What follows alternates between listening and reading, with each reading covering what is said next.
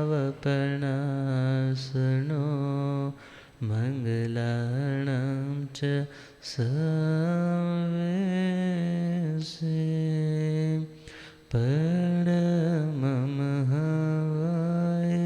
मङ्गलं मङ्गलाणां च सवेशे परममहावाय मंगलम। बोलिए पंच परमेष्ठि महामंत्र नवकार की जय। शासनपति श्रमण भगवान महावीर स्वामी की जय। आचार्य सम्राट ध्यान योगी परम पूज्य डॉक्टर श्री शिव मुनि जी महाराज की जय। शासन प्रभावक प्रवर्तक पंडित रतन पूज्य गुरुदेव श्री जगदीश मुनि जी महाराज की जय। आगम ज्ञाता आगम पुरुष जिन शास्त्र रतन हिमाचल केसरी उपाध्याय भगवंत श्रद्धे गुरुदेव श्री जितेंद्र मुनि जी महाराज की जय।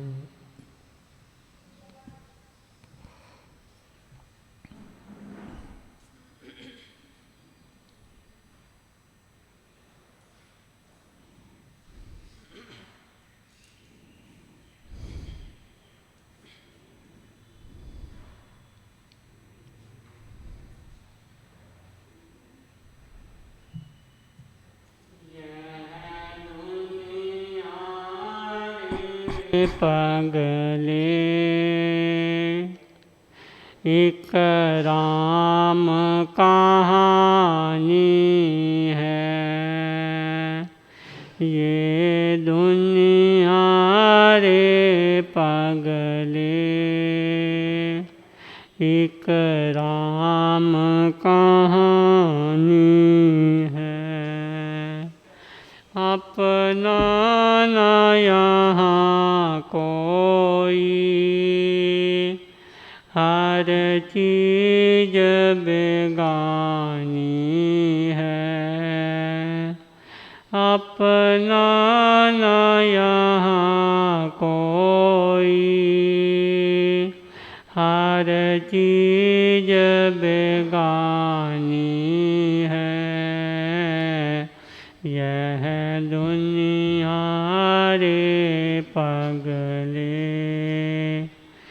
एक राम कहानी है। यह दुनिया रे पगले एक राम कहानी है। अपना न यहाँ कोई हर चीज बेगानी है।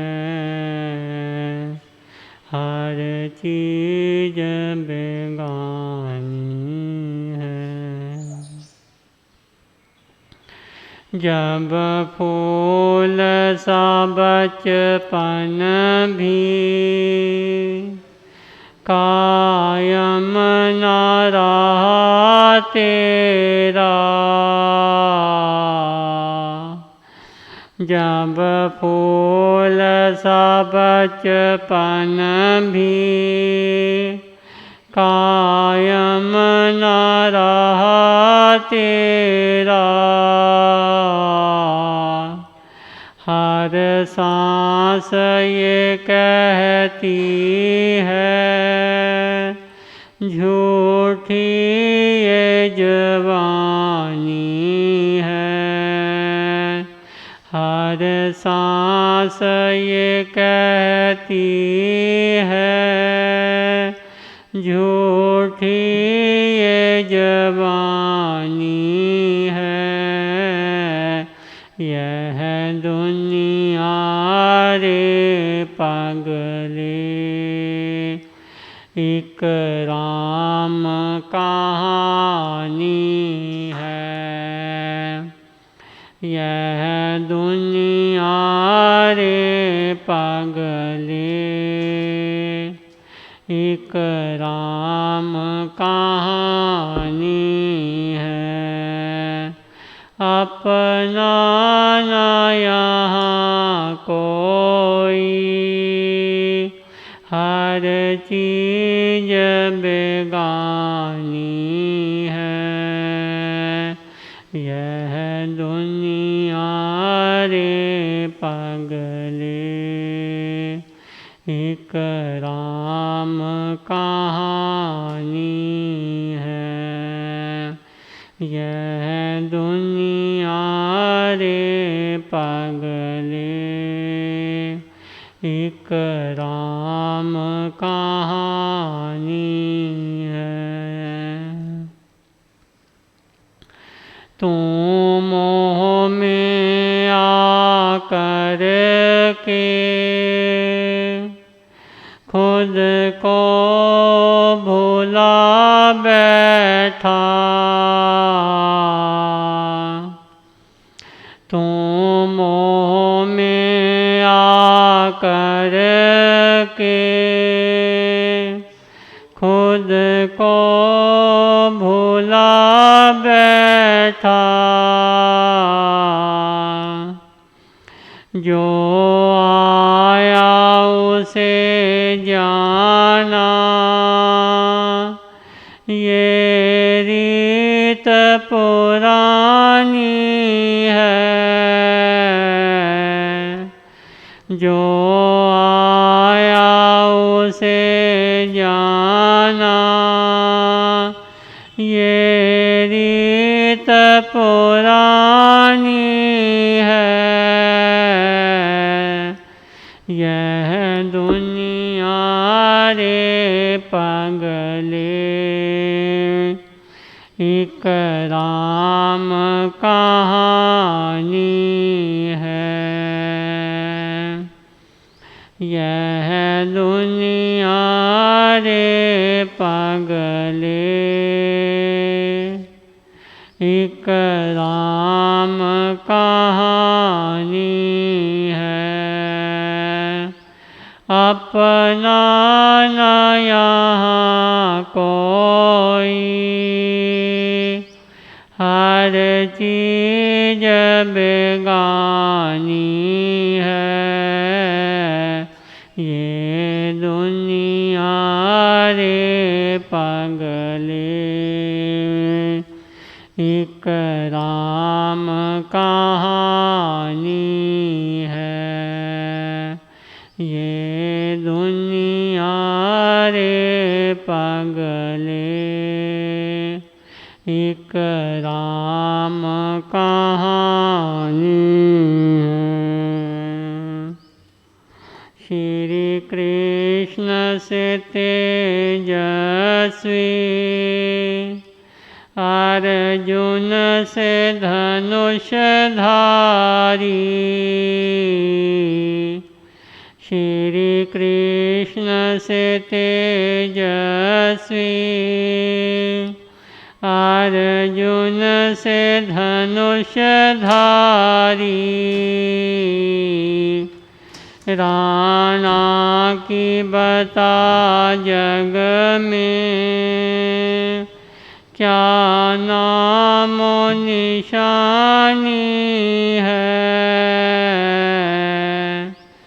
राणा की बता जग में, क्या नाम निशानी है।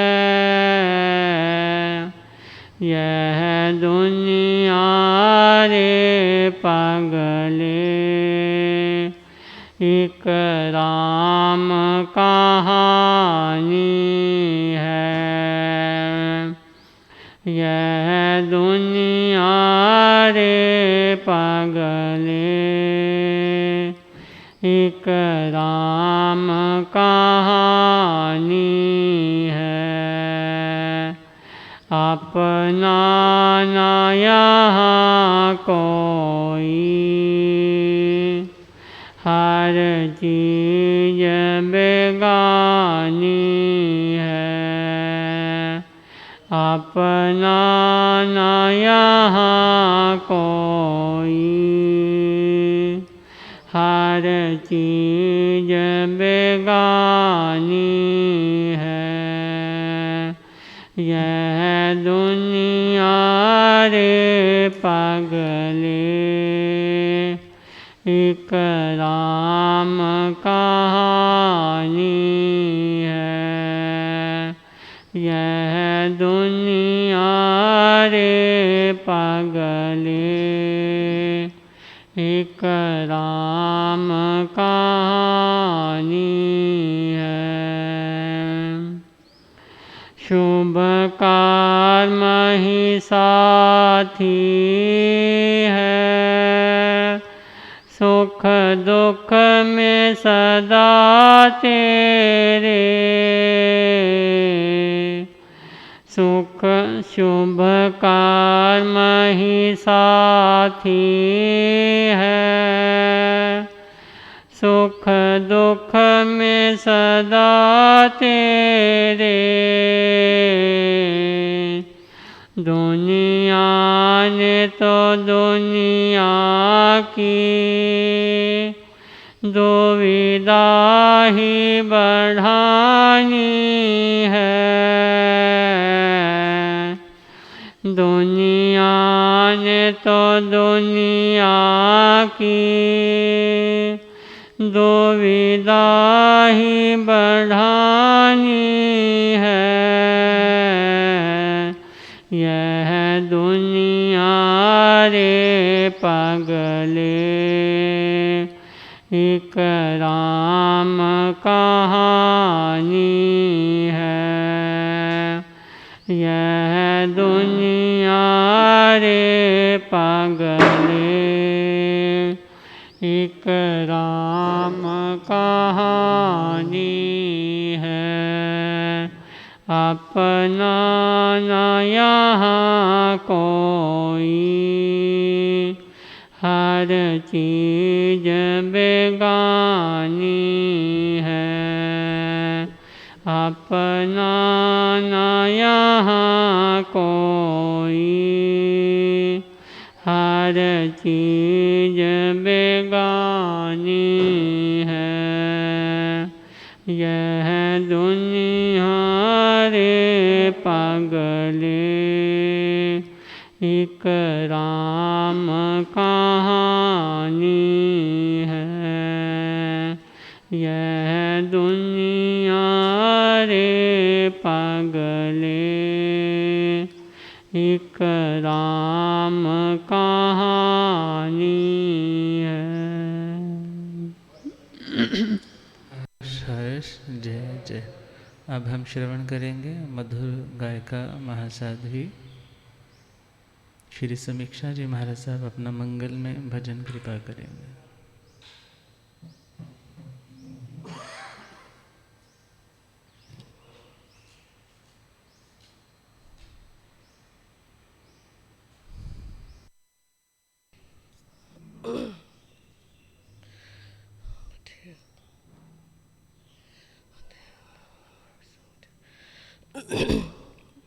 बोलिए श्रवण भगवान महावीर स्वामी की जय। मन मुख डुबोए गुरु मुख तारे। मन मुख डुबोए गुरु मुख तारे। तू चलना मेरे मन गुरु के इशारे। तू चलना मेरे मन गुरु के इशारे। मन मुख डुबोए गुरु मुख तारे। मन मुख डुबोए गुरु मुख तारे। तू चलना मेरे मन गुरु के इशारे। तू चलना मेरे मन गुरु के इशारे। गुरु के वचन पर चलना है मुश्किल। गुरु के वचन पर चलना है मुश्किल, मगर चलने वालों ने पाई है मंजिल। मगर चलने वालों ने पाई है मंजिल। जरा खोल के पढ़ लो शास्त्र प्यारे। जरा खोल के पढ़ लो शास्त्र प्यारे। तू चलना मेरे मन गुरु के इशारे। तू चलना मेरे मन गुरु के इशारे। मन मुख डुबोए गुरु मुख तारे।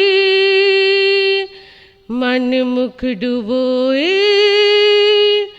गुरु मुख तारे। तू चलना मेरे मन गुरु के इशारे। तू चलना मेरे मन गुरु के इशारे।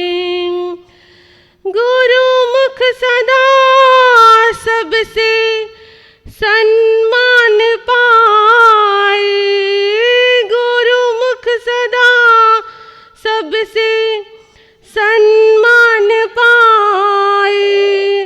मन मुख जहाँ जाए ठोकर ही खाए। मन मुख जहाँ जाए ठोकर देता नहीं कोई अच्छी सलाह प्यारे। ना देता कोई भी अच्छी सलाह प्यारे। तू चलना मेरे मन गुरु के इशारे।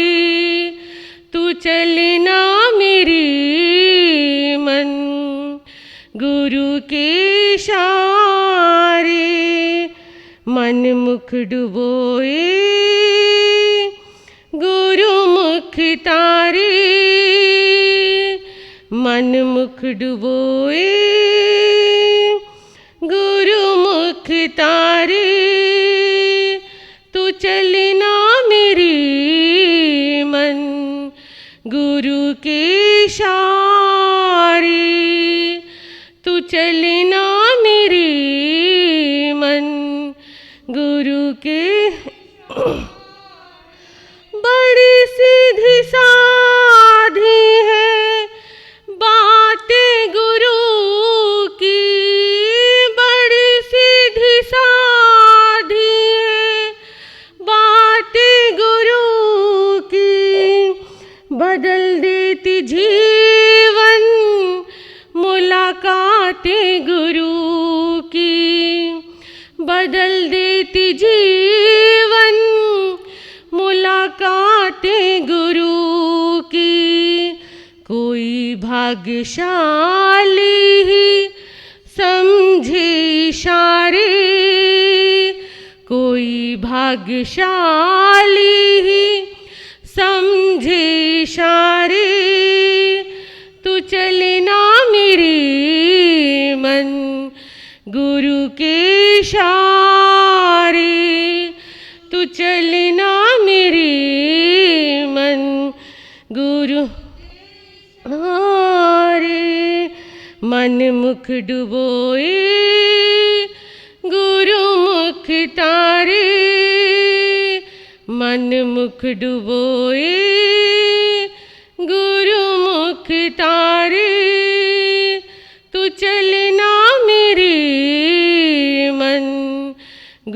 के शान। जहाँ मन की मानी वहीं धोखा खाया, जहाँ मन की मानी वहीं धोखा खाया। फिर भी नादा समझ न पाया, फिर भी नादा समझ न पाया। जो माने गुरु की वो बाजी न हारे, जो माने गुरु की वो बाजी न हारे। तू चलना मेरी मन गुरु के शारी, तू चलना मेरी मन गुरु के शारी। मन मुख डुबोए गुरु मुख तारे, मन मुख डुबोए गुरु मुख तारे। तू चलना मेरी मन गुरु के शारे, तू चलना मेरी मन गुरु के शारे, तू चलना मेरी मन गुरु के शारे। बोलिए आगम ज्ञाता आगम पुरुष उपाध्याय प्रवर गुरुदेव श्री जितेंद्र मुनि जी महाराज की जय।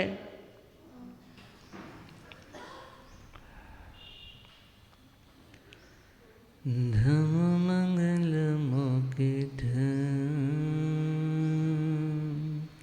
अहिंसा संयमो देवा वेतनम संते जस धमे सया मनो।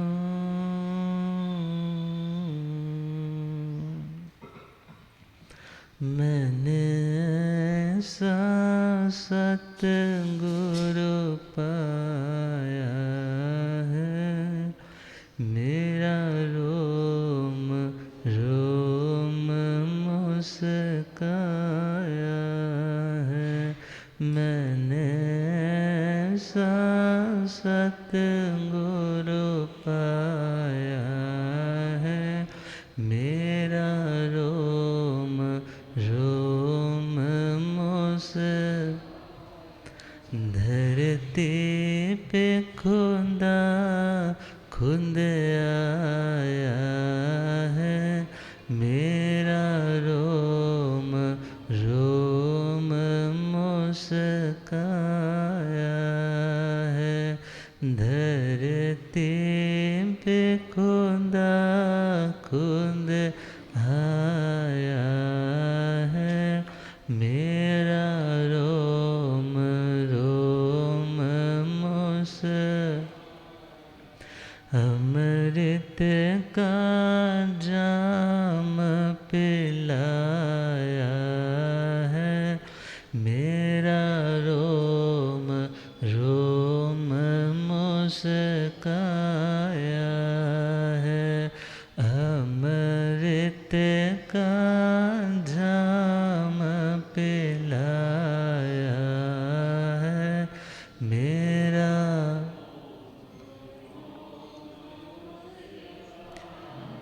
समकित का बोध कराया है, मेरा रोम रोम मुस्काया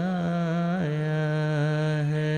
समकित का बोध कराया, मेरा रोम रोम मुस्काया। अनंत अनंत शांति। शांति के निकेतन शासनपति श्रमण भगवान महावीर स्वामी के पावन चरण वृंदों में हार्दिक भावना वंदन नमन। मेरे अंधेरे जीवन को रोशनी प्रदान करने वाले परम उपकारी आगम ज्ञान के भंडार आगम ज्ञाता आगम पुरुष जिन शास्त्ररतन हिमाचल के श्री उपाध्याय भगवंत श्रद्धि गुरुदेव श्री जितेंद्र मुनि जी महाराज साहब के पावन चरण कमलों में हार्दिक भावना वंदन नमन।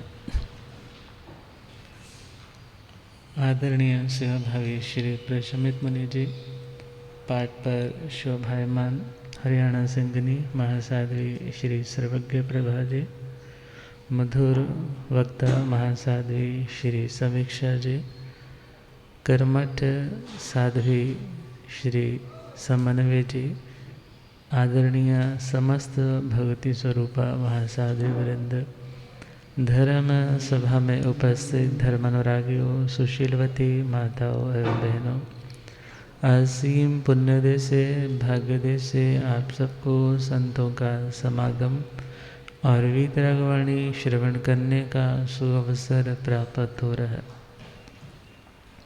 श्रवण कर रहे हैं जिंदगी को शांत सुखमय बनाने के लिए भगवान महावीर स्वामी के अनूठे अनुभव जिन वाणी के रूप में हम श्रवण कर रहे हैं। श्रीमद् समवायंग सूत्र 32वां समवाय 32 योग संग्रह, और उन 32 योग संग्रहों में 9वां पॉइंट है तितिक्षा। तितिक्षा अर्थात सहनशीलता। बहुत बार व्यक्ति कह देता है परिस्थिति इतनी प्रतिकूल थी, सामने वाला इतना ज़्यादा इल मैनर्ड तरीके से पेश आ रहा था, वक्त पे काम हो ही नहीं रहा था, वो पता नहीं मुझे क्या समझ रहा था जो मेरे काम को ही लटका रहा था। अब परिस्थिति इतनी वर्स्ट थी, वहाँ पर क्रोध आना तो स्वाभाविक था, क्रोध आना तो स्वाभाविक था। मगर भगवान का कहना है क्रोध आना स्वाभाविक हो सकता है, क्योंकि तुम्हारे पास ऐसे संस्कार है कि तुम एडजस्ट नहीं कर पाते। मगर भगवान कह रहे हैं उस परिस्थिति में क्रोध आना भले तुम्हारे लिए स्वाभाविक हो, मगर क्रोध करना तुम्हारा स्वभाव नहीं है। क्रोध करना तुम्हारा स्वभाव नहीं है। स्वभाव का मतलब अपनी प्रकृति, स्वभाव का मतलब अपनी प्रकृति, तासीर, नेचर, वो गुण जो मौलिक उसका धर्म है, जो उसकी फंडामेंटल प्रॉपर्टी है। जैसे हर पदार्थ की अपनी अपनी प्रॉपर्टीज रहती है। पानी का स्वभाव शीतलता है, नीम का स्वभाव कड़वापन है, नींबू का स्वभाव खट्टापन है, देह का स्वभाव सुंदर से बदसूरत, बदसूरत से सुंदर होना।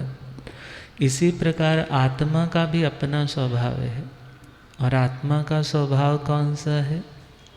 शांत रहना। आत्मा का स्वभाव कौन सा? शांत रहना।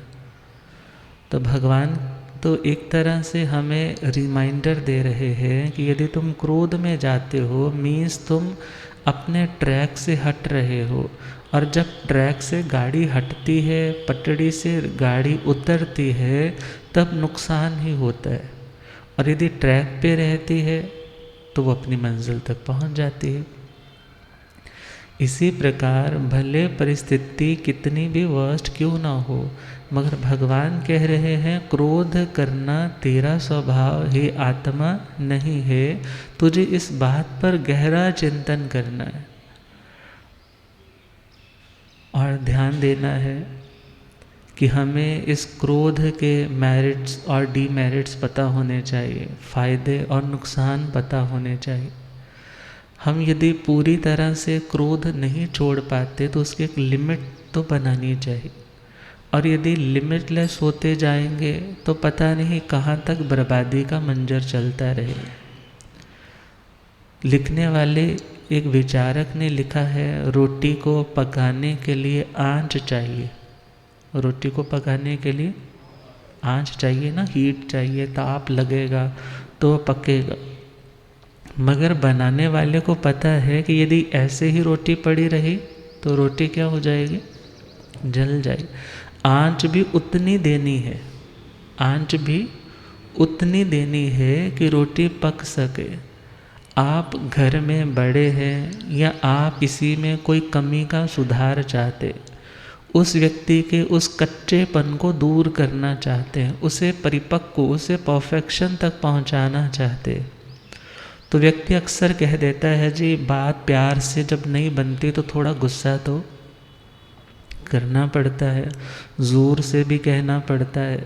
मगर ध्यान देना है, यदि ज़ोर से कहा भी है वो क्रोध उतना ही हो, उतनी ही देर का हो कि वो सामने वाली कंडीशन में जो कच्चापन है वो ठीक हो जाए। रोटी जल गई तो किसी काम की नहीं रहेगी। यदि व्यक्ति दिल से आपके प्रति गलत भावना से, दुर्भावना से जल उठा, फिर वो तुम्हारे काम का नहीं रहेगा। मीन्स तुम्हें अपने कहने में ऐसा सुधार, ऐसी मॉडिफिकेशन करनी है कि तुम्हारा काम भी हो जाए और व्यक्ति में सुधार भी हो जाए। अब ये तो बहुत ही टीडियस वाला काम है, बहुत ही मुश्किल काम है। और भगवान तो ये भी कहते हैं कि जहाँ क्रोध है, जहाँ क्रोध है तो तुम्हें ये नहीं सोचना है कि गुस्सा ठीक ही है, बल्कि गुस्से को भले तुम किसी लेवल तक जायज करार दे देते हो, मगर क्रोध तो क्रोध है। क्रोध तो क्या है, क्रोध तो क्रोध है, गुस्सा तो गुस्सा है। और भगवान कह रहे हैं कि जो गुस्सा है वो आत्मा की ग्रोथ को रोकता है, आत्मा की पुण्यवाणी क्षीण होती है, हेल्थ वाइज भी बड़े इश्यूज आ जाते हैं। जो व्यक्ति बहुत ज़्यादा गुस्सा करने वाला है उस व्यक्ति को साइकोलॉजिस्ट तो यहाँ तक लिखते हैं कि उस व्यक्ति को ब्रेन के अटैक्स आ सकते हैं, पैरालिसिस के अटैक आ सकते हैं। अब इतनी कंडीशन तक यदि पहुँचना है तो गुस्सा करते रहो, और यदि चाहते हो कि मैं स्वस्थ रहूं तो कंट्रोल तो हमारे हाथ में होना चाहिए ना। मगर क्या देते हैं, सामने वाले ने ऐसा किया तो मुझे गुस्सा आया। इट मीन सामने वाले के हाथ में रिमोट है कि तुम्हें गुस्सा दिलाना है या नहीं दिलाना है, हमारे अपने हाथ में तो नहीं ना हुआ। आप यदि गाड़ी अपने हाथों से चला रहे हो या आपका जो असिस्टेंट है वो चला रहा है, आपके अकॉर्डिंग चला रहा है, आपको कोई खतरा नहीं। मगर यदि कोई ड्राइवर आपने जिसको गाड़ी पकड़ा रखी है वो कहीं भी लेकर जा रहा है, तो इससे बड़ा ज़िंदगी में विचार करना है, इससे बड़ा ज़िंदगी में कोई धक्का उसके साथ और नहीं होगा। तो विचार करना है, हमने खुद ही तो अथॉरिटी दूसरे को दे रखी है कि सामने वाले ने ऐसा किया तो गुस्सा आया। मगर भगवान कह रहे हैं गुस्सा तुम्हारे आध्यात्मिक पतन का कारण है।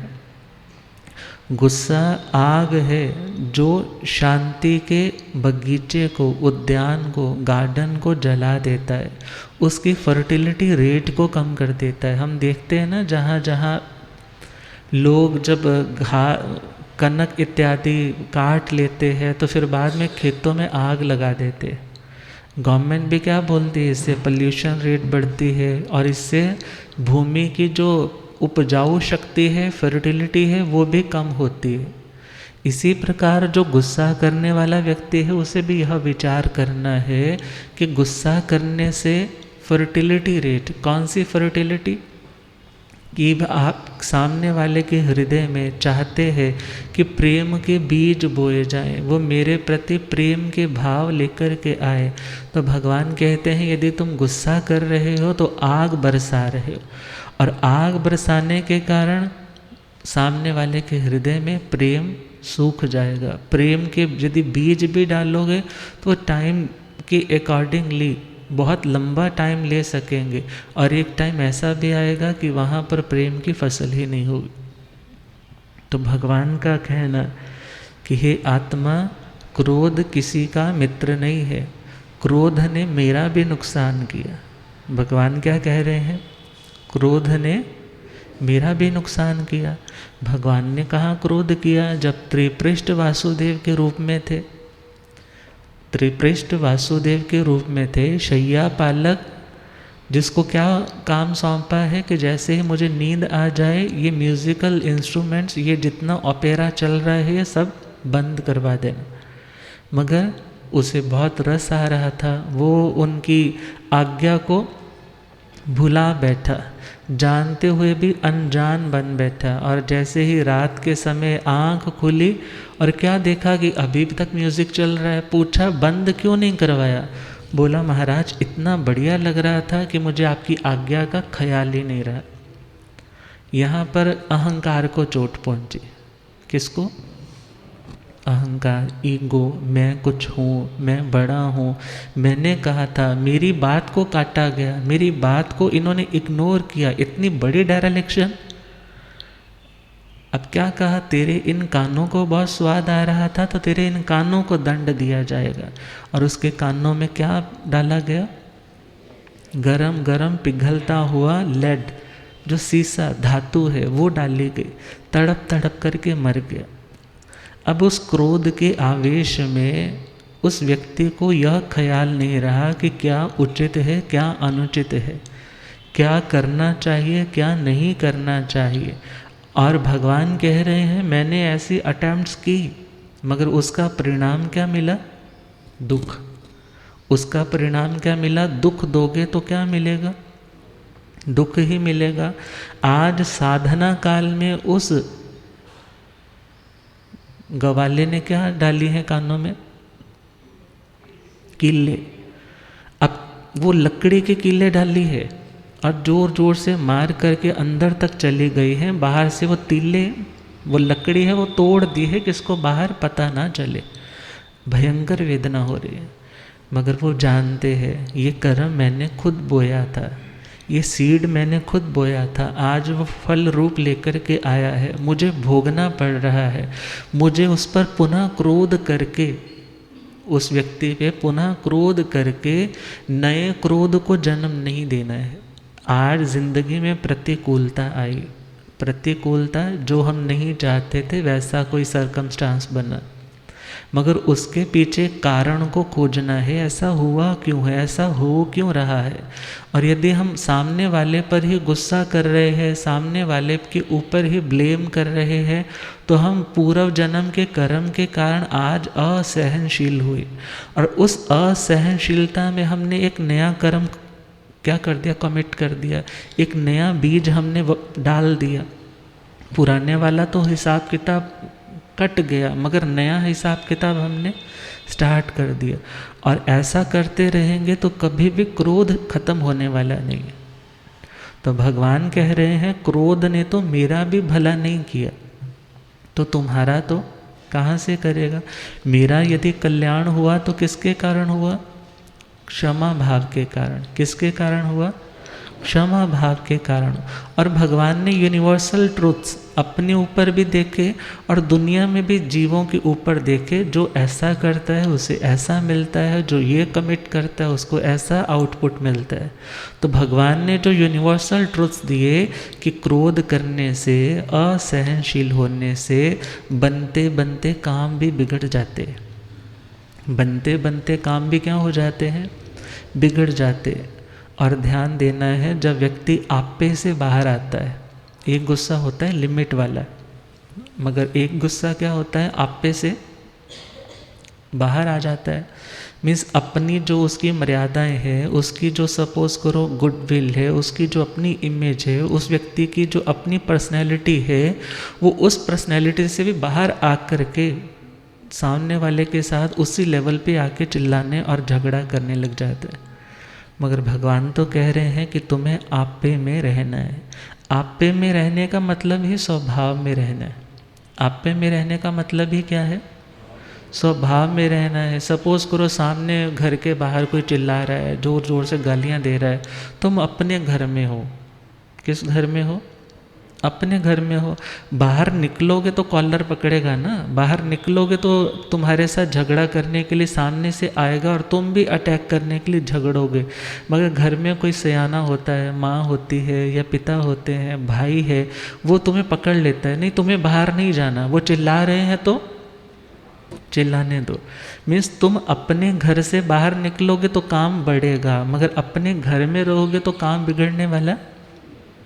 बहुत ही प्रैक्टिकल एग्जाम्पल है। आपे में रहोगे तो सेफ रहोगे, आपे से बाहर आ गए तो दुर्घटना हो जाएगी। आपे में रहना मतलब आत्म भाव में रहना, अपने स्वभाव में रहना। शांत रहने के लिए व्यक्ति को बहुत कोशिश करनी पड़ती है। कई बार तो वो शांति ऑटोमेटिकली बहुत नेचुरल सा लगता है कि आज मुझे कुछ हो ही नहीं रहा, उसने इतना चिल्लाया, मैं बड़ा नेचुरल हूँ, बड़ा नॉर्मल हूँ, बड़ा पीसफुल हूँ, मुझे तो उस पर हंसी आ रही है, वो बेचारा इस तरह से खुद को क्यों दुखी कर रहा है। और कभी एक छोटी सी बात नहीं सहन होती। उसका रीज़न क्या है? कभी तो कर्मों का, उन क्रोध मोहनीय कर्म के संस्कारों का अभी उदय भाव आया नहीं है। कर्म है बहुत सारे स्टॉक हाउस में है, मगर उनके उदय का भी वक्त नहीं आया, वो भी सुप्त अवस्था में है, शांत अवस्था में है। और यहाँ किसी का क्षोभम ऐसा चल रहा है कि कुछ क्रोध मोहनीय कर्म के जो संस्कार हैं, जो सत्ता रूप में थे, वो कुछ तो क्षीण हो चुके हैं, और जिन्होंने कुछ तंग करना था वो भी शांत बैठे। सामने वाला बहुत कुछ बोल रहा है, मगर अभी वो हमारे पास फ्यूल ही नहीं है। सामने वाला अंगारा फेंकता भी है, मगर हमारे पास ना घास है, ना पेट्रोल है, ना हमारे पास लकड़ियां है। तो फेंकता है तो वो कितनी देर तक जलेगा? वो जलता हुआ अंगारा फेंका गया, कितनी देर तक चलेगा? कुछ ही टाइम में अपने आप ही बुझ करके शांत हो जाएगा। और यदि हमारे पास वो मटेरियल है ऑलरेडी, सामने वाले ने अंगारा फेंका, तो यदि हम भड़क गए, अब भड़कना तो क्या हो गया? कह देते ना, भड़कना तो स्वाभाविक हो गया फिर तो, कि मेरे पास तो मटेरियल था इसलिए मैं भड़क गया। तो ऐसे में भी भगवान ने क्या कहा? उस ताप को, उस संताप को तुम शांति से सहो, उस आग को बाहर मत आने दो, उस आग को बाहर मत आने दो। घर की आग बोलते हैं ना, घर की बात को घर में रहने दिया जाए तो अच्छा है। अब भीतर ही तो चल रहा है ना, अभी तक किसी को कुछ भी नहीं पता है। तो तुम खुद ही अपनी पॉजिटिव सकारात्मक सुजेशंस के माध्यम से, जो आपने एक शांत मूड में ज्ञान अर्जित किया है, आपने अच्छी अच्छी बातें ऑलरेडी जो सुन रखी है, उनके आधार पे उस जल का प्रयोग करके उस उदय में आ रहे उस क्रोध को क्या करना है? शांत कर। क्योंकि उससे लाभ नहीं होगा, बल्कि उससे क्या होने वाला है? यदि उस क्रोध को हमने फलीभूत किया, नुकसान होने वाला है। और वो नुकसान कैसा कैसा? पुण्यवाणी भी घटेगी। थोड़े से टाइम में बहुत लंबी सी तपस्या, कई सालों की तपस्या नष्ट हो जाती है। थोड़ी देर का क्रोध कितनी देर का? थोड़ी देर का। एक बद्दुआ ही तो देनी है ना, कि तेरा सत्यानाश हो जाए, हाँ तेरा ये हो जाए। अब उस व्यक्ति ने तो 20 साल लगातार तपस्या की थी, मगर आज इतनी सी बात कही। उस व्यक्ति का बुरा होना है, क्यों होना है? उसका कर्म ऐसा आया, मगर तुमने निमित्त बन करके ऐसा काम किया है। तुमने तो अपनी तपस्या का क्या कर दिया? गुड़ गोबर कर दिया।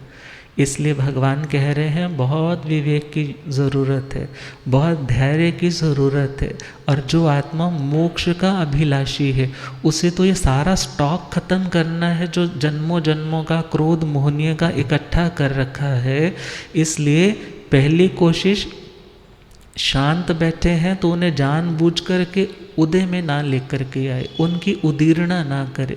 और यदि कोई कर्म उदय में भी आया है, क्रोध आ भी रहा है, तो उसे टैकल करने की, शांत करने की, हाई वाइब्रेशन वाले लोगों की संगति में, जो शांत रहते हैं, उनकी कंपनी में जाकर बैठने की कोशिश करे। कारण भले कितनी भी गर्मी लग रही हो, यदि एसी रूम में बैठे हो या किसी लेक के किनारे घूम रहे हो तो कुछ ठंडक तो महसूस होने लग जाती। इसलिए हे आत्मा, तुम्हें खुद ही अभ्यास, खुद ही प्रयास करना है। क्यों? क्योंकि फ़ायदा तुम्हें चाहिए। हर व्यक्ति फ़ायदा चाहता है, और फ़ायदा क्रोध में नहीं है, फ़ायदा किस में है? शांति में है।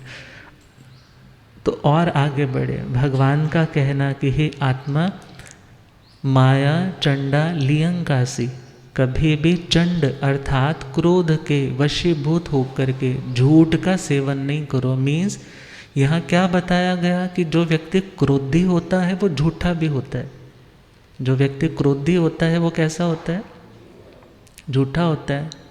एग्जाम्पल, आपके पतिदेव ऑफिस से आए, उन्हें बहुत भूख लगी है और फ़ोन करके बोला है टेबल तैयार रखो, मेरे को बहुत भूख लगी है, अभी आ रहा हूँ, जल्दी से खाना खाऊंगा। मगर जैसे ही टेबल पर खाना लगाया और घर वाली ने शुरू कर दिया, आज तुम्हारी माँ ने ये बोला, आज तेरी बहन ने ये बोला, और उस व्यक्ति को भूख तो लगी है बेचारे को, मगर वो क्या कहता है? उठा के ले जाओ खाना, मुझे खाना नहीं खाना, मुझे भूख नहीं है। भूख तो है, मगर क्या बोला? भूख। ये स्टेटमेंट सही है या गलत है? स्टेटमेंट तो गलत है ना। भूख तो लगी है, मगर उसने क्या बोला? भूख नहीं है। सिंपल आंसर मिल गया ना। जो क्रोधी होगा वो झूठा भी होगा, जो क्रोधी होगा वो कैसा होगा? और आप कह सकते हैं नहीं महाराज, ये क्रोधी व्यक्ति कई बार क्रोध में भी सच्ची बात कहता है। हाँ, क्रोध में वो अपनी कोई कंप्लेंट है उसको क्लियर कर रहा है, सच्ची बात है। तो भगवान कह रहे हैं क्रोध आत्म भाव नहीं है। क्रोध क्या नहीं है? आत्म भाव, आत्मा की नेचर, आत्मा का स्वाभाविक गुण, वो स्वाभाविक भाव नहीं है। इसलिए जितने भी वैभाविक भाव हैं, वैभाविक मतलब जो आत्मा के स्वभाव से विपरीत भाव है, वो सारे के सारे मिथ्या भाव है। सारे के सारे कैसे भाव हैं? मिथ्या भाव है। मीन्स जो व्यक्ति क्रोधी होगा वो व्यक्ति झूठा भी होगा, और झूठ तो अपने आप में ही शैतान है, और जहाँ सत्य है वहाँ भगवान है। तो ये नहीं है कि तुम क्रोध में हो तो तुम कुछ भी बोल सकते हो, और तुम्हारे मन में ये आ रहा है ये तो सच्ची बात है, ये तो मैं बोल लूँगा ही। मगर भगवान तो यहाँ तक कहते हैं, सपोज़ कोई बात तुम्हारी सच्ची भी है और तुम यदि किसी व्यक्ति के हृदय को दुखी करने वाली बात बोल रहे हो तो सच्ची होने के बावजूद भी झूठी है। क्यों? क्योंकि उसे कर्म का बंधन है। उससे क्या होने वाला है? कर्म का बंधन होने वाला। अर्थात अपना पेशेंस लेवल तो इतना बढ़ाना पड़ेगा कि यदि उस लेवल तक पहुंचना है, रोज़ की तुम्हें माइंड की ऐसी प्रोग्रामिंग करनी होगी, ऐसा विचार करना होगा, कोई ऐसा क्रोध का असहनशील भाव उदय में आ रहा है, उसको उसी टाइम ट्रिम करना होगा, काट देना होगा। ये अभ्यास तो निरंतरता मांगता है। मगर कोई कह देता है महाराज ये तो बहुत डिफ़िकल्ट जॉब है, ऐसा तो नहीं हो सकता, हम तो भगवान नहीं है, हमें तो गुस्सा आ जाता है और हम बहुत हित के लिए गुस्सा करते हैं, यूँ बेकार में नहीं चिल्लाते। तो वहाँ पर और समझना होगा, तुमने गुस्सा इसलिए किया क्योंकि तुम्हें कुछ ठीक नहीं लग रहा था, सामने कुछ प्रॉब्लम, कुछ गलत लग रहा था, तुम्हारे से वो टॉलरेट नहीं हुआ और तुमने क्या किया? गुस्सा किया, ज़ोर से बोला, चिल्ला करके बोला।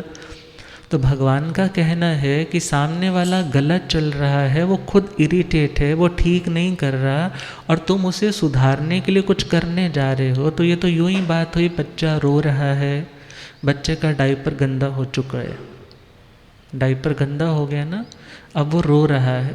अब माँ देखती है तो माँ क्या करती है? उसके डायपर को चेंज करती है, उसे क्लीन करती है, साफ़ करती है कि नहीं करती?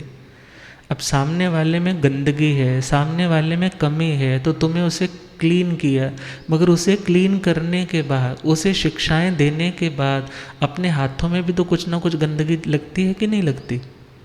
लगती है कि नहीं लगती? और जब लगी है तो आप यदि एक मदर हो तो आपको पता है कि उसके बाद अपने हाथ भी धोए जाते हैं, सैनिटाइज भी किया जाता है। इसी प्रकार यदि आपने बड़े होने के नाते भी गुस्सा किया है तो तुम्हें इतना विवेक होना चाहिए, मैंने क्रोध किया और मैं ये कहूँ मैंने ठीक किया है, मैंने गुस्से से बोलना ज़रूरी था, न बोलता तो काम नहीं चलता, ये ठीक है, तुमने अपनी ओर से जस्टिफाई कर दी। मगर भगवान क्या कह रहे हैं कि हे आत्मा, तुम्हारे हाथ भी तो गंदे हुए ना, तुम्हारे भाव भी तो अशुभ रूप में परिणत हुए, तो तुम्हें उन्हें क्लीन करने के लिए भी अपनी आलोचना और प्रतिक्रमण करना होगा। क्या करना होगा? आलोचना और प्रतिक्रमण। भगवान ने किसी के लिए कोई मेर तेर या फर्क नहीं रखा, भगवान ने तो जो क्लियर है वो सबके लिए वैसा ही फंडा बताया है। तो भगवान का कहना कि हे आत्मा, कभी तो गुस्सा स्व प्रतिष्ठित होता है, मीन्स उस क्रोध का निमित्त हमारे ही भीतर होता है। हमें अपनी ही गलती पे फ्रस्ट्रेशन आती है, अपनी ही गलती पे हम खुद को दुखी करने के लिए तैयार हो जाते। और जब स्व प्रतिष्ठित क्रोध है तो व्यक्ति सामने वाले को, किसी को कुछ नहीं कहता, मगर खुद को हमेशा टॉर्चर करता है, खुद को हमेशा एक गिल्टी कॉन्शियस बना करके खुद को आगे नहीं बढ़ा पाता, वहीं का वहीं रह जाता है। और दूसरे टाइप का क्रोध है जो पर प्रतिष्ठित है। ये बातें किसके बिहार पे बोली जा रही है? श्रीमद् प्रज्ञापना जी सूत्र कषाय पद, उसके आधार के ऊपर। और दूसरा पॉइंट है, कभी वो क्रोध पर प्रतिष्ठित है। पर प्रतिष्ठित मतलब सामने वाले के ऊपर आता है, उसका रीज़न भी सामने वाले के अंदर ही मौजूद है, और वो गुस्सा भी हम सामने वाले के ऊपर ही निकालते हैं। और तीसरे टाइप का गुस्सा है तद उभय प्रतिष्ठित, जहाँ पर तुम दोनों सेम समान रूप से उस गुस्से के लिए या उस गलती के लिए जिम्मेदार होते हो, इसलिए तुम्हें दोनों पर गुस्सा आता है। तुम सामने वाले पे भी गुस्सा करते हो और अपने ऊपर भी गुस्सा करते हो। और चौथी टाइप का गुस्सा है अप्रतिष्ठित। अप्रतिष्ठित का मतलब जिसका निमित्त हमें बाहर दिखाई नहीं देगा, ना सामने वाले में दिखाई देगा, ना प्रेजेंट में अपने में कोई ऐसी गलती दिखाई देगी कि मैंने ऐसा कुछ गलत कमिट किया है, मगर फिर भी मन उदास है, मन परेशान है, मन यूँ ही फ्रस्ट्रेट सा हो रहा है, कुछ भी अच्छा नहीं लग रहा। कभी सुसाइड का मन करता है, कभी बस सब कुछ छोड़ करके अकेले बैठ के रोने का मन करता है। इसका रीज़न क्या है? तो भगवान ने कहा इसका रीज़न है अप्रतिष्ठित क्रोध मोहनीय कर्म का संस्कार। अर्थात तुम्हें बाहर कुछ निमित्त दिखाई नहीं दे रहा, तुम्हें आज प्रेजेंट में तुम बहुत रिकॉल कर रहे हो, तुम्हें अपनी कोई गलती दिखाई नहीं दे रही, फिर भी तुम दुखी हो। उसका रीज़न क्या है? वो क्रोध मोहनीय का संस्कार जो भीतर बैठा था वो आज सहज भाव में उदय में आया है, अपना प्रभाव दिखा रहा है। तुम्हें किसी से शायद शिकवा नहीं है, मगर तुम्हें यही नहीं पता चल रहा मैं दुखी क्यों हूँ। मगर वो दुख का कारण कौन? क्रोध मोहनीय। क्रोध मोहनीय मतलब असहनशीलता। असहनशीलता। हम जब जब भी ज़िंदगी में असहनशील होते हैं तो हमारे अंदर ऐसा एक संस्कार पैदा होता है। असहनशील होना मतलब जो सहनशीलता मीन्स हमारी जो इम्यूनिटी है वो वीक होने लग जाती है, और जब वो वीक वाला दौर चलता है तो फिर हम कुछ भी सह नहीं पाते। खुद की इमेज को, खुद की सत्ता से भी हमें नफरत होने लग जाती है। व्यक्ति को लगता है कि बस मैं सब कुछ छोड़ दूँ, मेरी ज़िंदगी शायद बोझ है। मगर भगवान कहते हैं खुद के ऊपर भी क्रोध नहीं करे और सामने वाले के ऊपर भी क्रोध नहीं करे। प्रायश्चित, निंदना, गणना, आलोचना ये अलग बात है, मगर क्रोध करना ये अलग बात है। तुम गलती को नहीं सहते हो ये अलग बात है, मगर तुम अपनी आत्मा की शांति को बनाए रखने के लिए खुद को मिटाने की तैयारी करते हो, ये गलत बात है। तो भगवान का कहना है कि हे आत्मा, तुम्हें अपने अहंकार को कम करना होगा, क्योंकि अहम को चोट लगेगी तो क्रोध आएगा।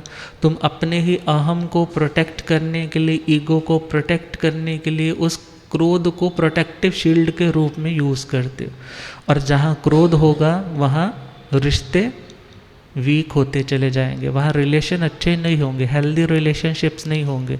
कारण वहाँ तुमने हर बार तो गुस्सा ही किया है, तो उस गुस्से के कारण सामने वाले के हृदय में जो प्रेम का रस था वो सूखने लग जाता है। गुरुदेव पधार। ओ रब मेरा सतगुरु बन के आया,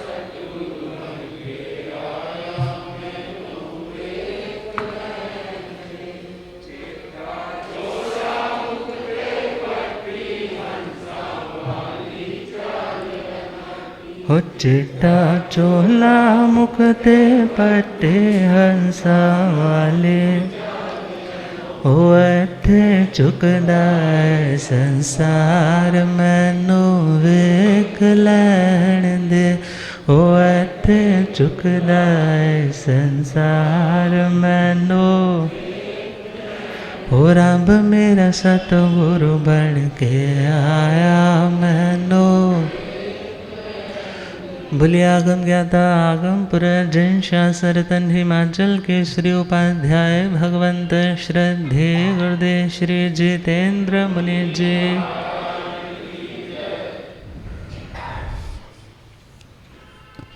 तो हम बात कर रहे हैं जहाँ क्रोध है वहाँ शांति नहीं। तो भगवान ने कहा शांति के लिए तुम्हें सहने का अभ्यास करना होगा। और जहाँ गुस्सा ही गुस्सा होगा वहाँ प्रेम प्रीति इत्तेफाक म्यूचुअल अंडरस्टैंडिंग्स भी नहीं बनेगी, क्योंकि जब डिस्टेंसेस बढ़ेंगे तो तुम कहा करते हैं ना मिस इंटरप्रेट करने लग जाते हो। सामने वाला कुछ कहना चाहता था मगर तुम उसके साथ टेबल पे आ ही नहीं रहे हो बात करने के लिए, तो धीरे धीरे मिसकम्युनिकेशंस, दूरियां जब बढ़ी तो बढ़ती ही गई, दूरियां जब बढ़ी तो बढ़ती ही गई। तब तुमने वो भी सुना जो मैंने कहा भी नहीं। और उस लेवल पे क्या होता है, डिस्टेंसेस इतने बढ़ जाते हैं, फिर दूसरे लोग मज़ा लेते, दूसरे लोग फ़ायदा लेते, वो अपने स्वार्थ पूरे करते हैं और आप लोगों की इस सेपरेशन का लाभ उठाते हैं, मगर आपको मिला क्या उससे। तो भगवान कह रहे हैं स्टेबिलिटी शांति के लिए तुम दुनिया में हो तो प्रेम भी चाहिए, तो प्रेम के लिए तुम्हें सहने का भी अभ्यास करना होगा। और जो सहता नहीं है उसे प्रेम भी नहीं मिलता। और जो व्यक्ति हर बात पे क्रोधी ही क्रोधी बना रहता है, फिर वो व्यक्ति आज डोमिनेट कर रहा है, आज सबको दबा रहा है, लोग दब भी रहे हैं, उसका पुण्य उदय में है। मगर जैसे ही पुण्य क्षीण होगा लोग वही होंगे, मगर कोई पहचानेगा नहीं। दुनिया में ही देखते हैं कितने बड़े बड़े ऑफिसर रैंक्स पे रहने वाले लोग जो अपने उस लेवल पे रहते हुए दूसरों के साथ अच्छा सलूक अच्छा बिहेव नहीं करते थे, आज यदि वो रिटायर्ड हो भी जाते हैं, यदि उन्हें कोई प्रॉब्लम भी आती है तो उनके पुराने कोलीग्स या वो लोग जिनको उन्होंने कभी टॉर्चर किया तो वो उनको उनके ऊपर भी नए नए केस डाल देते हो, उनको शांति से बैठने नहीं देते। तो भगवान का कहना तुम शांति चाहते हो तो तुम्हें शांत रहना है, तुम्हें दूसरे को भी किसी भी तरह से अशांत करने का प्रयास नहीं करना है। और भगवान का तो सारा जीवन ही सहने में गया, कभी वो गौशाले का, कभी गवाले का, और कभी संगम देवता का, कभी चंड कौशिक सरप का, कभी लाड़ देश में इतने इतने उपसर्ग आए। और गज सुकुमाल जी के जीवन में देखे तो एक ही रात भी कहाँ पूरी हुई, थोड़ी ही देर में इतना भयंकर वो कष्ट आया। मगर वो जानते थे कुछ भी आता है तो अनइनवाइटेडली नहीं आता। कोई भी हमारे घर पे आया है तो हमने किसी ना किसी रूप में उसके लिए कभी भावना भाई है, कभी ना कभी हमने दिल से कभी वचन से उसे इनवाइट किया है, तभी द्वार तक पहुंचा है। और कार्मिक थ्योरी भी यही कहती है ज़िंदगी में आज कुछ भी आया है वो अपने आप नहीं आया, तुमने बुलाया था सो आया है। आया है तो उसके अनुरूप उसकी सेवा तो करनी पड़ेगी। यदि बच्चों को जन्म दिया है, 2 बच्चे हैं, एक बच्चा तो बहुत तुम्हारा ओबीडियंट है, तुम्हें हर चीज़ में सम्मान देता है, मगर एक दूसरा है जो पूछता भी नहीं है। मगर बच्चे तो बच्चे हैं, तुमको तो दोनों के साथ निभानी पड़ती है। इसी प्रकार दोनों कर्म, शुभ कर्म अशुभ कर्म, दोनों को पैदा तो तुमने ही किया है। अब तुम्हारे ही वो कर्म है, तो जैसे बच्चों को संभालते हो ऐसे इनको भी संभालना होगा, इनके भी फल का भुगतान शांति से करना होगा। तभी समय आएगा अपने इन कार्मिक अकाउंट से आप मुक्त हो पाएंगे और इस तितिक्षा गुण को अपनी ज़िंदगी में आत्मसात कर पाएंगे। और इन्हीं सुमंगल भावनाओं के साथ भगवान की इन वाणी को हम सच्चे आराधक बन पाएँ। इन्हीं शुभ मंगल भावनाओं के साथ गुरुदेव कृपा करेंगे। पहले शांति सरोवर नहाया करो जी, पहले शांति, पहले शांति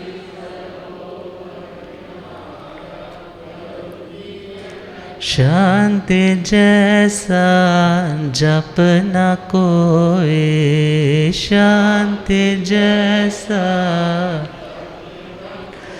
चाहे माला पे माला घुमाया करो जी पहले शांति, चाहे माला पे माला फिराया करो जी शांति जैसा तप न कोई, शांति जैसा पावे धूड़ी पे धूड़ी रमाया करो जी पहले शांति, पावे धूड़ी पे धूनी रमाया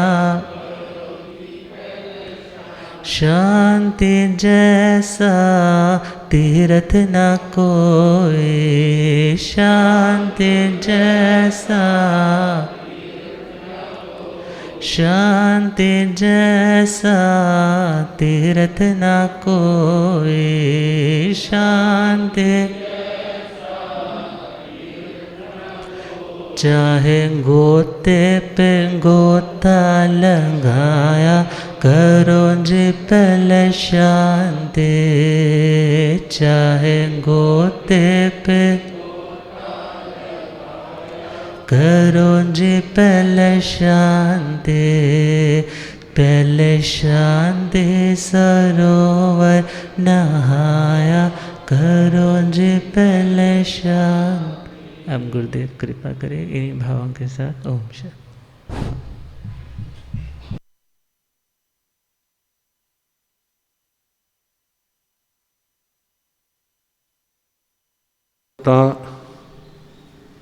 जीर्ण वर्ण जे करन्ति भावेन अमला असंकिलिठा ते हुन्ति परित संसारी।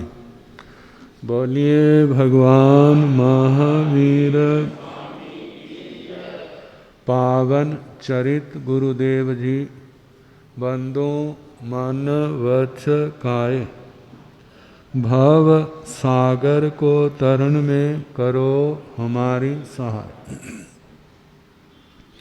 जिन शासन जिन वाणी सदा जयवंत हो, श्रवण संग सदा अविचल मंगल हो।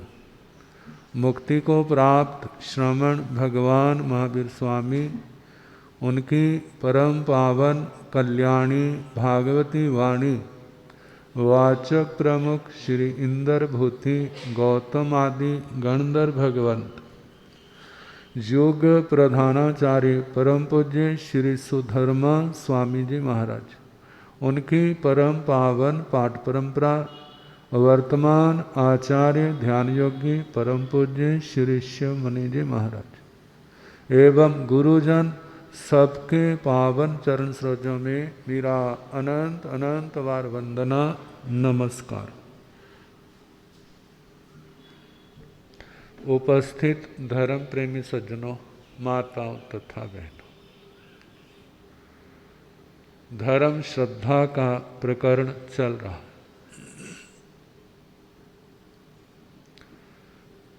धर्म श्रद्धा से धर्म को जान लिया, अंतःकरण से मान लिया, अब उसके अनुसार चलने का प्रयास कर रहा।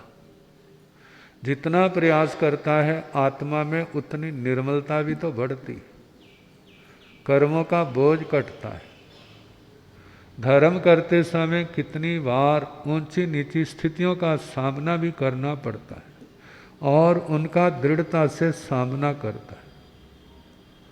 अब आगे बढ़ते बढ़ते ज्ञान में निर्मलता आई, श्रद्धा में निर्मलता आई, चारित्र के प्रति उत्साह जागा, गुरुओं का सहयोग मिला और उनके चरणों में आकर के सब कुछ छोड़ दिया। क्या जीवन आ गया? साधु जीवन। साधु जीवन में साधना से साधु, साधु अच्छे को भी कहते हैं। जो अच्छा है वो क्या है? साधु। लेकिन अच्छा दिखना अलग बात है और बनना अलग बात है। दिखना तो लेवल के समान है और बनना वो वास्तविकता है, सच्चाई। उपाध्याय श्री मनोहर मुनि जी महाराज कहा करते थे 15 मिनट के अंदर सारा काम हो जाता है। नहलाना धुलाना कपड़े बदलाने सिर मुंडन 15 मिनट के अंदर क्या हो जाता है, और 5 मिनट के अंदर सारे पाठ भी पढ़े जाते हैं। लेकिन वो साधु का जो रूप है उसको प्रकट करने में सारा जीवन लग जाता है, और सारा जीवन लगने के बाद भी वो साधुता आ गई ना तो समझना उसका जीवन क्या हो गया? सफल हो गया। उसका क्या सफल? जो उसके आसपास में ना उनका भी क्या हो गया? उनका जीवन भी सफल हो गया। कहा कि देखने के लिए तो साधु बैठा है, आप सोचते इनको क्या काम है? हमें तो 36 काम है, 36 काम है, 3600 काम है, जितने कह लो। एक काम खत्म नहीं होता, 2-4 और आ जाते हैं।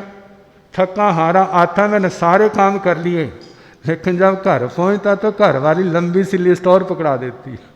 कहते ये भी करो जल्दी जल्दी, नहीं तो काम खराब हो जाएगा। देखने को साधु कुछ काम नहीं करता, क्योंकि आपकी नज़रों में जो काम है वो साधु की नज़रों में वो काम क्या है? संसार को बढ़ाने वाले। आरंभ समारंभ 18 पाप जहाँ पर हैं वे सारे काम कैसे हैं? कर्म घटाने वाले नहीं हैं, कर्म बढ़ाने वाले हैं। और साध्वी ने इन सारे कामों को छोड़ दिया है। और उसका क्या काम है?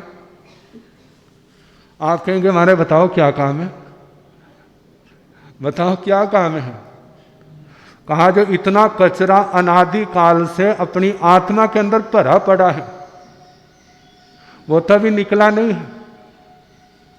अब जब वह कचरा भरा पड़ा है तो उसने अपना असर भी तो दिखाना है। अब वो असर कैसे है? विकृतियां आत्मा के अंदर जागती हैं। विकृतियां जो आपको सुनाई जा रही हैं वो क्रोध भी है, मान भी है, माया भी है, लोभ भी है, राग भी है, द्वेष भी है, कलह है, अव्याख्यान, पैशून्य, पर परिवाद, रति रति, माया मृषा, मिथ्या दर्शन, शल्य, ये सारे के सारे कहाँ बैठे हैं? आत्मा के अंदर तो बैठे हैं ना। अब पहले तो ध्यान दुनिया में लगा रहता था, कभी कभी जागते थे। अब तो साधु महाराज खाली बैठे हुए। अब वो सारी स्मृतियां भी तो क्या होती हैं? जागती हैं। जब मैं घर में था उसने मेरे को जे कहा था, उसने मेरे को जे कहा था, उसने मेरा जे किया था, तो इसका क्या करना? कुछ ना कुछ तो करना है ना, इसका समाधान करना। जो प्रश्न सामने आते हैं और साधक को अपने ज्ञान अपने विवेक के द्वारा इनका समाधान करना होता है। अब समाधान के शास्त्रों के अंदर ग्रंथों के अंदर जगह जगह ऐसे प्रसंग आते हैं। भगवान ने इस जन्म में ग्वाले का क्या किया था? कुछ भी नहीं किया था। उसने देखा ना सोचा, एकदम कानों में क्या कर दिए? किले ठोक दिए। क्या किया था? कुछ भी नहीं। लेकिन भगवान की दृष्टि हमारे से अनंत गुना ज्यादा विशाल है। हमारे को पूर्व जन्म नहीं दिख रहा, लेकिन भगवान को वह त्रिपृष्ठ वासुदेव का भाव दिख रहा है। कहते इसके बीज तो मैं नहीं बीजे हुए। यदि कट पूतना उस व्यंत्री ने दुख दिया है तो भगवान सोचते जो वही भगवान है। कौन वाला? जो त्रिपृष्ठ वासुदेव के भाव में मेरी पत्नी थी और मैंने इसको कोई सुख नहीं दिया, परेशान हुई, अब वो बदला लेने के लिए आ रही हैं और कहती है ठीक है मैं बैठा हूँ, जो तेने पिटाई करनी है, जो तेने जैसे मैंने तेरे को मारा कुटा होगा, सोच ले जो घर वालियों पर हाथ उठाते हैं। अगले जन्म में क्या होगा? एक दूसरे को परेशान करते हैं। जैसे भगवान के जीवन में जब ऐसी घटनाएं घटी, आप तो भगवान नहीं बने, तो फिर क्या आपके जीवन में घटेंगी नहीं? चाहे पति हो करके पत्नी को परेशान करता है, पत्नी हो के पति को परेशान करती है, पड़ोसी को परेशान करता है, नाहक ऐसे करता है, तो कहा कि वो बीज कैसे बोए जा रही है। एक दिन ऐसा आएगा, आज तुम ऊपर हो वह नीचे है, आने वाले समय में तुम नीचे होगे और ऊपर से क्या और नहीं होगा तो दोनों हाथों क्या होंगे। बॉक्सिंग अच्छी तरह चलेगी और थोड़ा सा भी हिलेगा झुलेगा, कहते तूने भी मेरे को हिलने नहीं दिया था, अब तेरे को भी हिलने नहीं दूंगा, मारूंगा भी और तेरे को रोने भी नहीं दूंगा, ऐसा कर दूंगा। मतलब ये सारा क्या है? आखिर अपना ही तो बीजा हुआ है। अब जिस समय ऐसी विकृतियां आत्मा के अंदर उठती हैं तो ये कितना बड़ा काम है। अब सोचो बोलो, आपके घर के काम बड़े हैं या जे बड़े, इनका क्या करना, समाधान ये कैसे होगा? पहले तो पता कुछ भी नहीं होता कैसे करना है। दूसरे ने गुस्सा किया, वो भी गुस्सा करेगा, माना गुस्सा नहीं करेगा तो सांप की तरह अंदर ही क्या होगा? जैसे सांप का खून खोलता है, ऐसे उसका भी खून क्या होगा? दिमाग क्या होगा? भारी हो जाएगा, कितना कुछ। और कभी ना समाधान हुआ तो डिप्रेशन का भी तो क्या हो जाते हैं, डिप्रेशन के भी शिकार हो जाते हैं। अरे मैंने तो सोचा था साधु जीवन 26वां देवलोक है, लेकिन जहाँ तो क्या दिख रहा है? देवलोक तो कोई नहीं दिख रहा है, लेकिन नरक जैसा जरूर दिख रहा है। कहते हैं जिसका मन इस साधु जीवन में लग जाता है तो उसके लिए वो महाविमान 26वें देवलोक का सुख भी उसके आगे फीका पड़ जाता है। और यदि मन ना लगे तो 7वीं नरक का जो अप्रतिष्ठा नरक का वास है वो भी क्या लगता है? फीका, छोटा लगता है। इतनी बेचैनी, इतनी अशांति, आर ध्यान, रौद्र ध्यान आत्मा के अंदर आता है। सोचता मैं कहाँ फंस गया। कहा कि जब अब भगवान तो सब कुछ जानते हैं, किसके कर्म कैसे होते हैं, कैसी कैसी स्थितियां होती हैं। जैसे डॉक्टर लक्षणों के द्वारा उसकी बीमारी को जान लेते हैं, ऐसे भगवान केवल ज्ञान, केवल दर्शन के द्वारा हर के घट घट की बातें क्या करते हैं, जानते हैं। कब कैसे कर्म उदय में आते हैं, कैसे जिसके हो तो कैसे परिणाम भोगने पड़ते हैं, इन सब का समाधान भगवान ने कहा गुरुओं से कोई पर्दा ना रखना, गुरुओं से कोई बात छिपा के ना रखना। कहा अपने आप को खाली नहीं रखना। क्या करना? कहते और नहीं, गुरुओं को मत्था टेक, एक बार खड़े हो गए, बार बार मत्था टेको, भगवान का ध्यान करके भगवान को मत्था टेको। कहते भगवान तो सामने नहीं है, चाहे सामने नहीं है लेकिन तुम तो उनके सामने हो। बोलो भला, क्या कोई आत्मा ऐसा है जो भगवान से ओझल हो? कोई भी नहीं है ना। तो कहीं बैठ करके भगवान को तिखत्तों के पाठ से वंदना करो, लोगस का पाठ करने लग जाओ, नमुत्थनों का पाठ पढ़ो, नवकार मंत्र पढ़ो, कोई स्तोत्र याद है वो पढ़ो, भगवान का ध्यान करके वो पढ़ने लग जाओ। इससे क्या होगा? भगवान का स्तवन कर रहे, आपका नीच गोत्र क्षय होगा। नीच गोत्र क्षय होगा, आपका धर्म ध्यान का रास्ता खुल जाएगा। कर्मों के कारण गूढ़ प्रगाढ़ परिस्थितियां आएंगी, लेकिन आपको जो भगवान का आपने शरणा लिया है, गुरु का शरणा लिया है, उसके कारण से आपको रास्ता भी मिल जाएगा और आपके अंदर सहने की शक्ति भी आ जाएगी। और उसके साथ भगवान कहा कि शास्त्र के प्रति भगवान आज हमारे सामने नहीं, लेकिन भगवान का उपदेश तो हमारे पास है ना। आपके अंदर पढ़ने की क्षमता है तो पढ़े, गुरुओं के पास बैठ कर के पढ़े। नई क्षमता है तो जहाँ पर शास्त्र सुनाया जा रहा है वहाँ पर शास्त्र सुने। कहते जब शास्त्र सुनने लगेंगे, शास्त्र की वाणी समझ आने लग जाएगी। ये सारी बातें जीवन को जिसने पकड़ा हुआ, चारों ओर से जकड़ा हुआ है, जब हमारी समझ में आएंगे ना तो हमारे के भावों में निर्मलता आएगी, भावों में शांति आएगी, अपने पाप के प्रति पश्चाताप आएगा, दूसरे के प्रति क्षमा का भाव आएगा, और ये भाव ऐसे है कर्मों की महानिर्जरा का कारण बनते। कहते शास्त्र सुनो, कहते दुनिया का व्यक्ति आपके ऊपर प्रसन्न हो जाता है तो क्या देगा? ज्यादा से ज्यादा अपनी कोठी नाम करा देंगे, शोरूम उसके नाम करा दोगे, जो चल अचल संपत्ति है वो उसको दे देंगे, और इसके आगे उसको शाबाश दे दोगे। इसके आगे क्या? कुछ भी नहीं। राजा खुश हो जाए तो राज दे देगा, चक्रवर्ती सम्राट खुश आए तो अपना 6 खंड का राज्य दे देगा, इससे आगे। लेकिन ये सारी चीजें तो आत्मा को संसार में फंसाने वाली, लेकिन शास्त्र सुन करके जो त्याग के विराग के भावना आती है, जो दुनिया का सच्चा नक्शा है वो आंखों के सामने आता है। दुनिया के अंदर देखते हैं ना, किसी का आपने बहुत सहयोग दिया, बहुत सहायता की, और एक दिन ऐसा आया वो आपको अंगूठा दिखा के चला गया। जानते हैं ना, अंगूठा दिखा के, जहां तक आपका उपकार भी नहीं मानता, तो उस समय कितना गुस्सा आता है, कितनी निराशा होती है। ऐसी बातें कितने संसार में देखने में आती हैं, जीव कितना निराश हो जाता है। तो भगवान इसका क्या समाधान देते हैं? कहते हैं जिसका आपने किया ना, जे ना सोचो मैंने किया है, जे सोचो मेरा सौभाग्य, मुझे करने का मौका मिला। दूसरी बात, जे मैंने दिया नहीं है, मैंने जो लिया हुआ था ना वो वापिस किया है। जो दिया हुआ था वह मैंने क्या किया है? वापिस किया है। अब मेरे को दोबारा लेने की चाहना नहीं रखनी, बस दे दिया।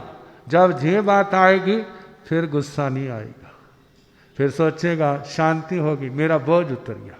मेरा क्या हो गया? मेरा बोझ उतर गया।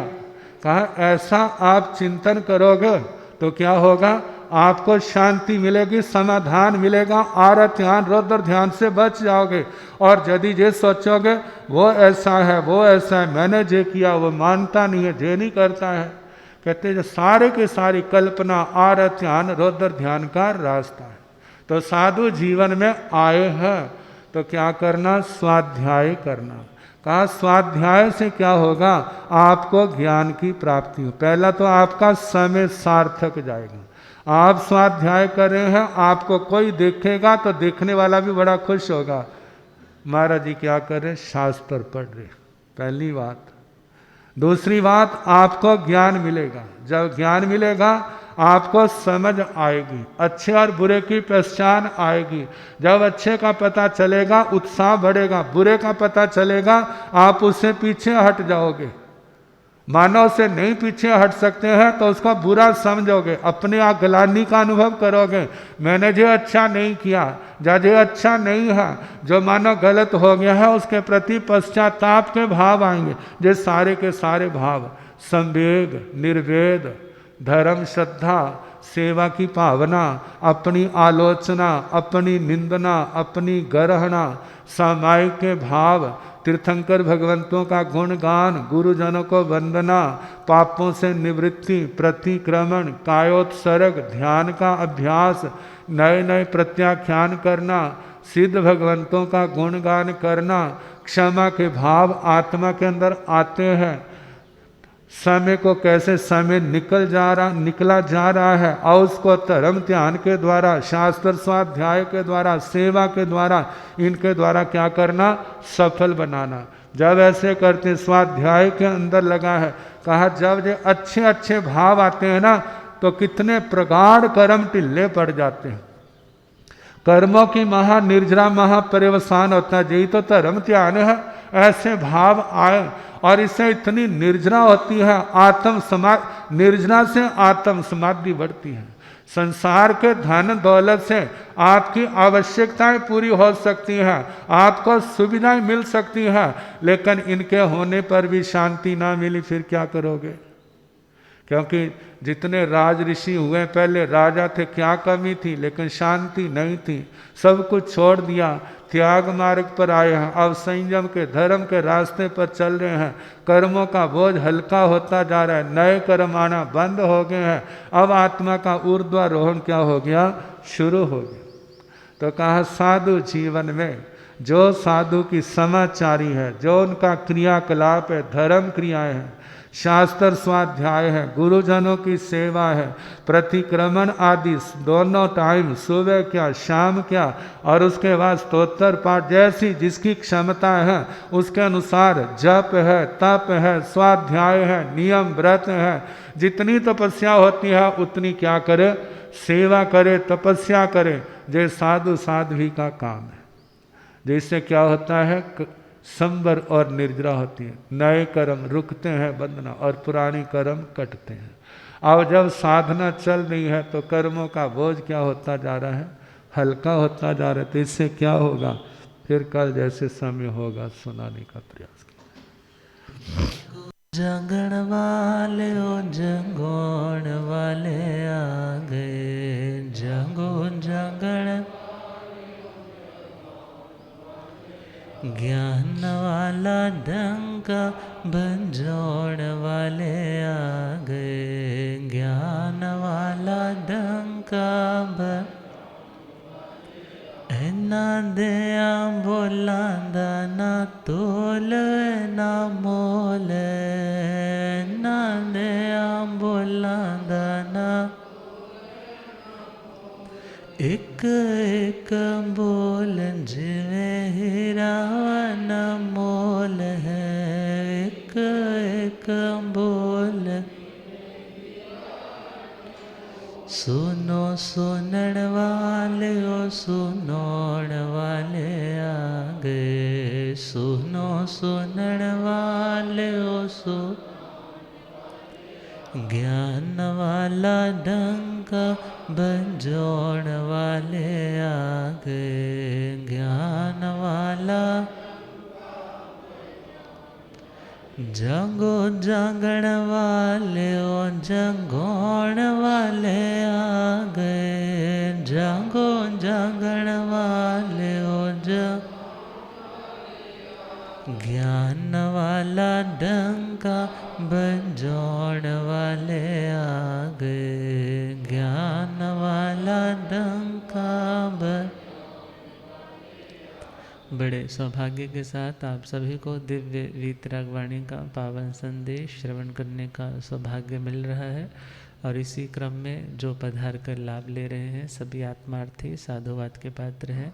जिनकी तपस्याएं गतिमान हैं वो बच्चा खान ले लें। जिनके आज एकाशनों की तपस्या है, 40th हो गया। एक आसन करने वालों को, जिनका आज आइम्बिल का पच्चा खान हो, आइम्बिल करने वालों को, रसना विजेता बनने वालों को, उपवास का पच्चा खान जिनके आज उपवास है, तपस्या करने वालों को। और आने वाला कल रविवार है तो 2 समय का लक्ष्य रखें और उसी के साथ साथ अपने बिजीएस्ट शेड्यूल में रहने वाले बच्चों को भी थोड़ा धर्म के मार्ग पर लेकर आने का प्रयास करें। यदि ऐसे ही बिजीएस्ट रहेंगे तो शायद कल को आपको भी वक्त ना दे पाए। और यदि आज आप वक्त की मैनेजमेंट कुछ धर्म के अनुरूप भी बनाने की कोशिश करोगे तो आज तो आप कर रहे हो, कल वो भी आकर धर्म स्थान की शोभा भी बढ़ाएंगे और अपने ही तरीके से सही मगर धर्म ज़रूर करेंगे। मगर यदि लाओगे ही नहीं तो वो सिलसिला रुकने का खतरा है। तो आप सबको ध्यान रखना चाहिए। इन्हीं शुभ भावों के साथ जय कार्य मंगल पाठ। पहले सूचनाएं। परम श्रद्धेय आगम ज्ञाता आगम पुरुष हिमाचल के श्री उपाध्याय भगवान पूज्य गुरुदेव श्री जितेंद्र मुनि जी महाराज, उग्र तपस्वी परम सेवा भावी पूज्य गुरुदेव श्री रमन मुनि जी महाराज ठाणे 6, आगम रसिका महासाध्वी श्री संतोष जी महाराज ठाणे 4, तप ज्योति महासाध्वी श्री सर्वज्ञ प्रभा जी महाराज ठाणे 2, हिमगिरी रत्ना महासाध्वी श्री महक जी महाराज ठाणे 4 के पवित्र पावन चरणों में वंदन नमस्कार करके सुख साथा पूछते हैं और आप सबके स्वास्थ्य की शुभ मंगल कामना करते हैं। उप प्रवर्तनी महासाध्वी श्री ओम प्रभा जी महाराज आज सुबह 5:15 बजे गुरुकुल पंचकूला की ओर बिहार कर गए हैं। हमारे प्रधान श्री सुभाष जैन जी ने बिहार का करवाने का लाभ लिया है। परम श्रद्धे वाणी के जादूगर श्री रमनीक मुनि जी महाराज का भी 20 तारीख को चंडीगढ़ पहुंचने का भाव है। प्रज्ञा महर्षि श्री उपिंदर मुनि जी महाराज जिनका कोरोना काल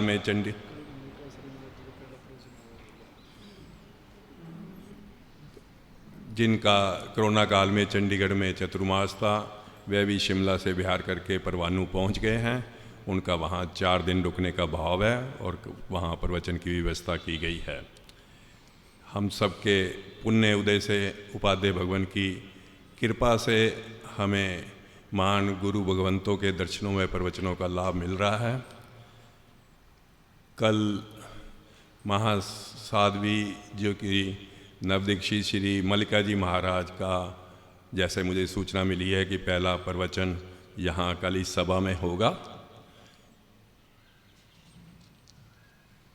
धवनी बंसल जो कि हमारे समाज के डॉक्टर संदीप बंसल और रीमा बंसल और हमारे पूरा प्रधान श्री बीडी बंसल उषा बंसल जी की पोती है। उन्होंने कल 12वीं के परीक्षा में ट्राई सिटी में कॉमर्स में फर्स्ट आकर अपने परिवार का और समाज का नाम रोशन किया है। ये हमारे लिए बहुत ही हर्ष की बात है। मैं समाज की ओर से पूरे परिवार को बधाई देता हूँ और हम मंगल भावना करते हैं कि वह धवनी बंसल अपने जीवन के लक्ष्य को गुरु भगवंतों के आशीर्वाद से सफल हो। बाहर से पधारने वाले सभी भाई बहनों का ऐसे जैन सभा स्वागत करती है, अभिनंदन करती है। उनसे अनुरोध नाश्ता व भोजन लेके जाएं, जिसकी व्यवस्था नीचे भोजनशाला में की गई है। अब गुरुदेवों के मुखारबिंद से महापुरुषों के जयकारे मंगल पाठ श्रवण करें। बोले शासनपति श्रमण भगवान महावीर स्वामी आचार्य सम्राट परम पूज्य श्री आत्मा राम जी, आचार्य सम्राट परम पूज्य श्री आनंद ऋषि जी, आचार्य सम्राट परम पूज्य श्री देवेंद्र मुनि जी, वर्तमानाचार्य सम्राट ध्यान योगी परम पूज्य डॉक्टर श्री शिव मुनि जी, गणावच्छेद परम पूज्य स्वामी श्री लालचंद जी, गणावच्छेद परम पूज्य स्वामी श्री गोकुल चंद जी, चारित्र चूड़ामणि परम पूज्य स्वामी श्री नेक चंद जी, शासन प्रभाव को प्रवर्तक पंडित रतन पूज्य गुरुदेव श्री जगदीश मुनि जी, आगम ज्ञाता आगम पुरुष जिन शास्त्र रतन हिमाचल के श्री उपाध्याय भगवंत श्रद्धे गुरुदेव श्री जितेंद्र मुनि जी, उग्र तपस्वी आदर्श हवे तप शिरोमणि श्रद्धे गुरुदेव श्री रमण मुनि जी, जैन धर्म सभी साधु सतियों की जय। मंगल पाठ।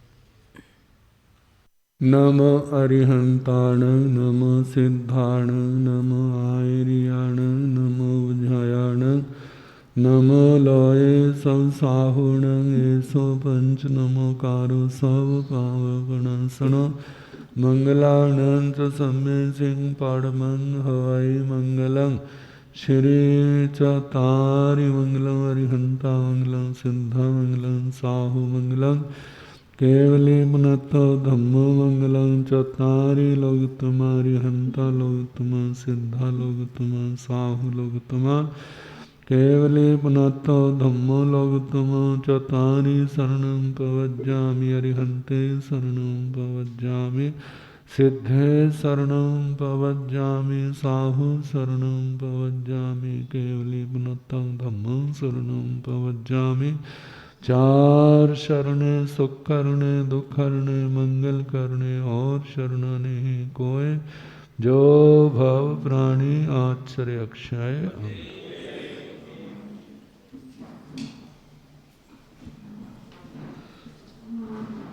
श्री